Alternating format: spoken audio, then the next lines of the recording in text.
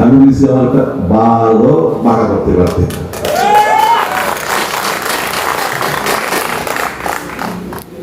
কিচ্ছু করতে পারবি না। তো 6-7 বছর বাদে গিয়ে সমস্ত অভিযোগ, কারণ আমি ওখানে বলেছিলাম ফটিকায়, আপনাদের এখানে যিনি মন্ত্রী অন্তত কার্ড হোল্ডার ছিল, ম্যাজিকটা জানার চেষ্টা করো না। গরিব মানুষের মানুষদের বলেছিলাম যে সুধাংশু বাবু থেকে জিজ্ঞেস করো, ভাই তুমি কি ম্যাজিক জানো?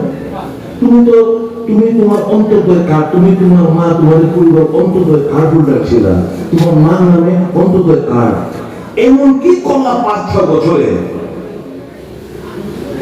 এমন কি জিনিস করতে পারলাম 5-6 বছরে? কি ম্যাজিক জানো যে তুমি তোমার বিয়েতে 6-7 কোটি টাকা খরচা করতে পারো?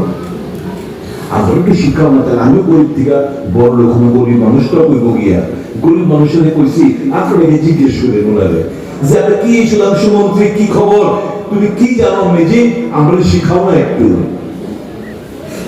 এত এত টাকা আর কি বলেছিলাম, বেকাররা চাকরি পায় না, মন্ত্রীর মধ্যেই চাকরি বাড়াই গেছে। ঘটনা তো এইগুলো, আমি তো মিথ্যা কথা বলতে পারি না। আমি সত্যের রাজনীতি করি, সত্যের উপর দাঁড়িয়ে আমি কথাবার্তা বলি, মানুষকে বিভ্রান্ত করার উদ্দেশ্য না।